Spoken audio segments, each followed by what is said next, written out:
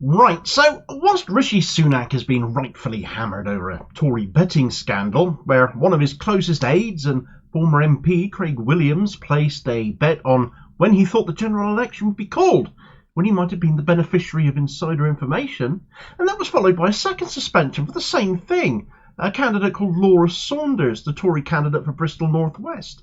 But now Labour are embroiled in one as well, the same sleazy corruption that is characteristic of right-wing politics pervading both parties. But certainly whilst hammering the Tories is easy right now, they deserve it after 14 years of trashing the country, ruining lives, acting with impunity in the interest of the wealthy, their donors, their own sodding leader.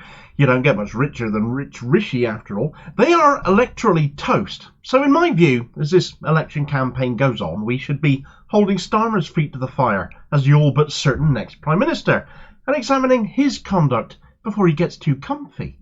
But there's another reason here too, though, because for as much as Labour's latest source of shame is being described as a gambling scandal, that is framing it wrongly, in my opinion. What I'd like to know, and what I think the mainstream media should be asking, is why did a guy who donated £100,000 to Labour get selected for the seat he was stood in unopposed? Because did he in fact end up buying his own candidacy? And does that not make a mockery of Starmer's claims to only want high-quality candidates when, if you're rich enough, it seems you might get a free pass however bad you might actually be? Right, so the headlines in my mind should be about a Labour candidate possibly having bought their candidacy, rather than the inevitable result of them bringing shame upon the party for not actually vetting them past the point of their chequebooks. High-quality candidacy in Starmer's Labour possibly being measured in the size of a given person's bank balance.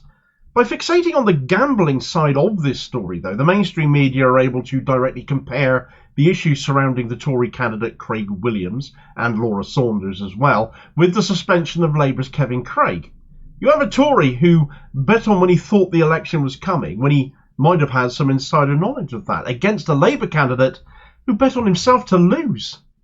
But whereas Craig Williams perhaps saw an opportunity, Kevin Craig's story is so much worse when you dig into it, and Labour are not being held accountable for that.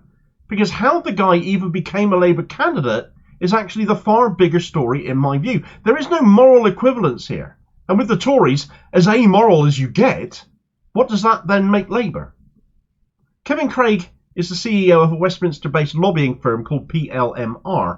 For once, where Starmer's Labour is concerned, it is not a pro-Israel lobbying firm, at least not per se, but a cursory snoop around their website highlights stories regarding healthcare. Certainly, they acquired a company called Healthcoms Consulting, for example, meaning they now likely lobby for private health interests and pharmaceutical companies, since nowhere in the blurb connected with that could I find any mention of the NHS.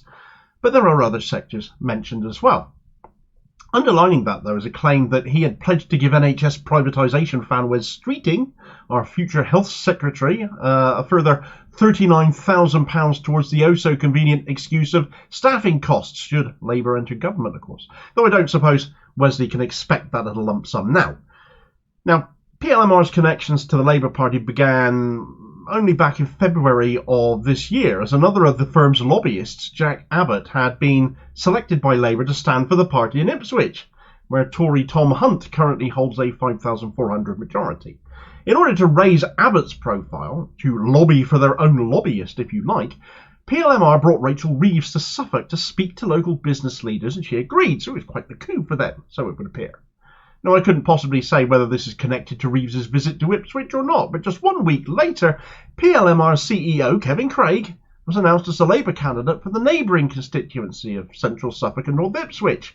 Again, a seat which had been held for most of the last Parliament by the Tories.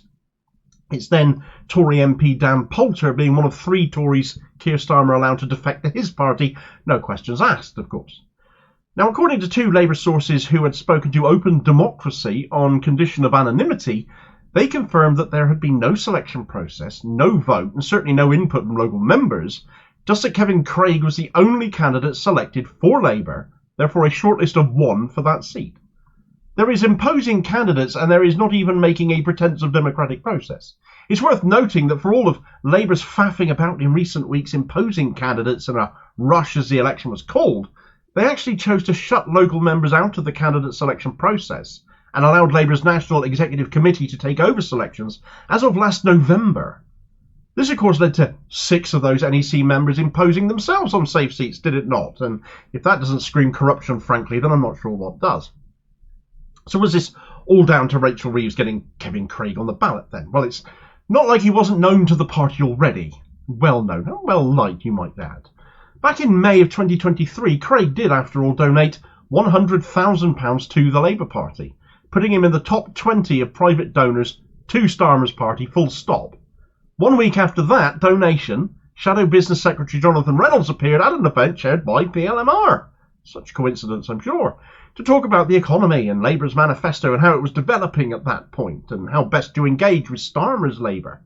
Well, how many times has Starmer referred to his party as the party of business now, I wonder, to which we, as working class people, have looked at it and thought to ourselves, so it's the party of bosses now. And, well, we're not wrong, are we? A PLMR event, a lobbying firm full of their clients, and they put a likely future Prime Minister in front of them, or a likely future Minister in that instance in front of them, £100,000 investment for such a return, perhaps. And apparently since then, at least 7 more Labour figures have spoken at PLMR events, and then along comes the offer of a parliamentary candidacy for the next party of government with all but certainty, and a good chance of being part of that government, it seems.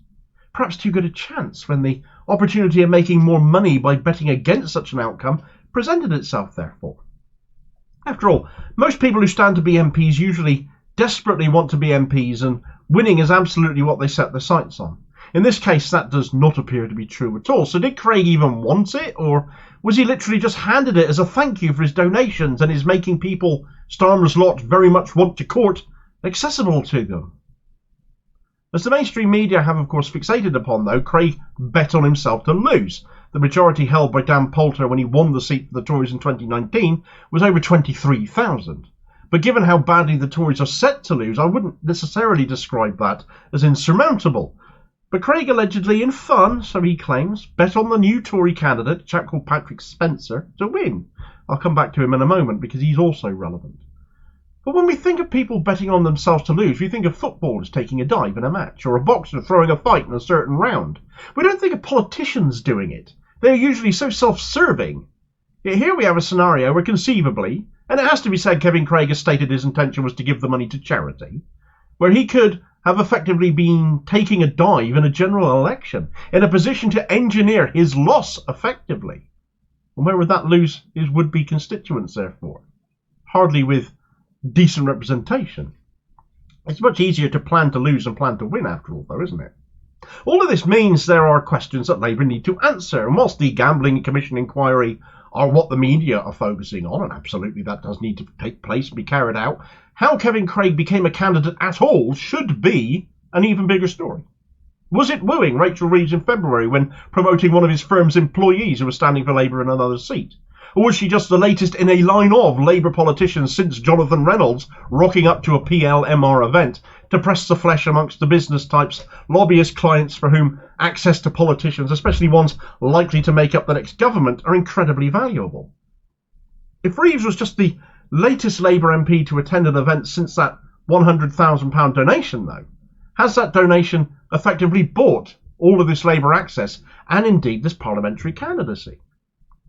We need to know, because Starmer has made such a song and dance about only wanting high-quality candidates standing for Labour to excuse him purging left-wingers who would challenge him. But if candidacies have effectively been bought, as this case can be seen as, it makes a mockery of any such notion of high-quality candidates, and that the corruption under Starmer's leadership is more widespread than just NEC members giving themselves safe seats.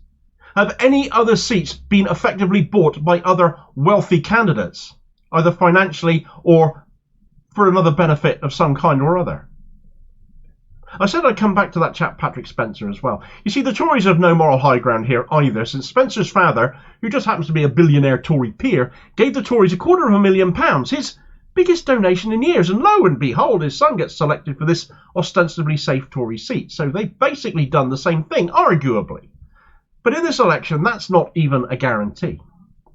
What a sorry place to live, where both the Tory and Labour candidacies were apparently purchased and inflicted upon you. Rotten boroughs eat your heart out. That is the real scandal, I think, though. Yet this is the one the mainstream media are avoiding, And again, it's independent media like Open Democracy where the real news we need to know about can actually be found. And it's not even the only example of lobbying going hand in hand with perceived corruption in Labour either, as it appears members of the Israel lobby are making up the shortfall in campaign support for Mr. Israel himself, Luke Akehurst, one of those NEC members who imposed themselves on a safe seat, in his case up in North Durham. When your own party can't stand you, or even just hates the way these awful right-wingers are imposing themselves upon the populace, it's not a good sign of things to come. Get all the details of that story in this video recommendation here, though, and I'll hopefully catch you on the next vid. Cheers, folks.